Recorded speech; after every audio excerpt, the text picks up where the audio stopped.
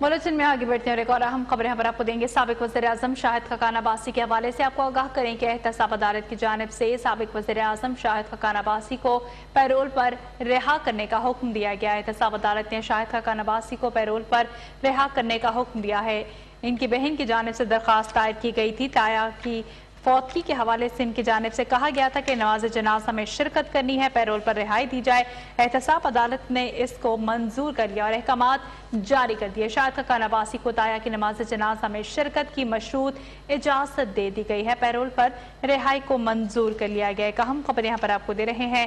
سابق وزیراعظم شاہد خاقان عباسی کے حوالے سے پیرول پر رہا کرنے کا حکم۔ شاہد خاقان عباسی کو تایا کی نماز جنازہ میں شرکت کے لیے اجازت ملی۔ شاہد خاقان کی بہن نے تایا کے انتقال پر جنازہ میں شرکت کے لیے پیرول پر رہائی کی درخواست کی تھی۔ ایک اہم خبر آپ کو دے رہے ہیں۔ احتساب عدالت کا سابق وزیراعظم شاہد خاقان عباسی کو پیرول پر رہا کرنے کا حکم۔ ضمیر حسین ضمیر ہمارے ساتھ موجود ہیں، تفصیلات ان سے جان لیتے ہیں۔ جی ضمیر، آگاہ کیجیے گا۔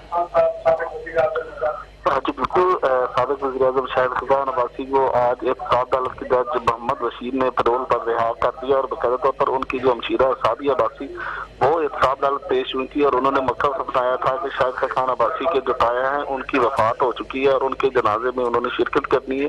اس حوالے سے ان کو آج جو ہے وہ جانے کی اجازت دی جائے، تو احتساب عدالت کے جج نے دونوں فریقین کے دلائل سننے کے بعد فیصلہ محفوظ کر لیا تھا اور اس کے بعد فیصلہ سنا دیا گیا اور سابق وزیراعظم شاہد خاقان عباسی کو پیرول پر رہا کرتے ہوئے جنازے میں شرکت۔ بہت شکریہ ضمیر حسین تفصیلات سے آگاہ کرنے کے۔